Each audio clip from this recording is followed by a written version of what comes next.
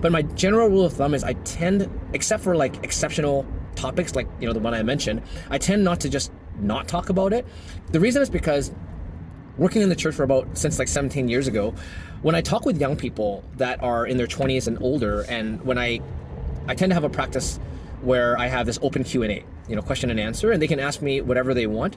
And many of the times when they ask me these very sensitive or hot button issues, many times actually, they would voluntarily say near the end, saying, thank you for answering this question. No one has ever answered before or was so honest about the answer. I remember, I think one time a youth asked me about like evil and suffering, and I said at the end of the day, I explained my piece, from a theological perspective about obviously God's sovereignty and God's goodness and God's meaning behind suffering and even evil, but humans are many of the times responsible for moral evil and things like that. But at the end, I actually made a statement, and I said, at the end of the day, I know that answer is not very satisfying if you're going through the suffering.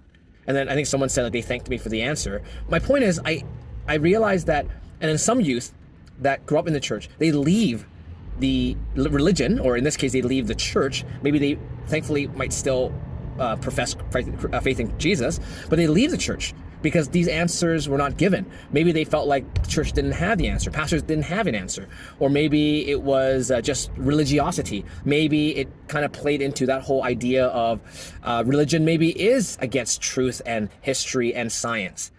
And I realize when I'm raising my own kids and when I'm teaching youth that I don't want them to have that impression, because all truth is God's truth. Yes, biblical truth is God's truth. It is God's special revelation. But all truth is God's truth, as long as it doesn't contradict the Bible. I mean, all truth is derived from God.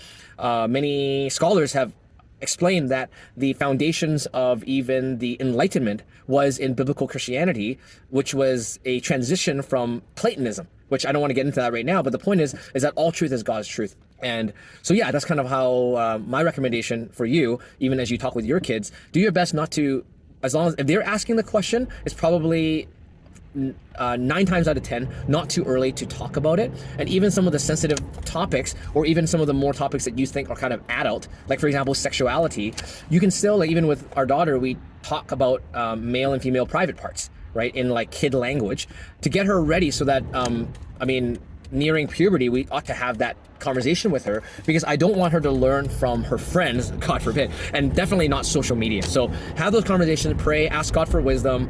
A verse that comes to mind in James chapter 1 is, if any of us lacks wisdom, any of you lacks wisdom, let him ask God, who gives generously to all without finding fault. Now, that context of that passage has to do with suffering, but I do think that we can ask God for wisdom in any and every situation. So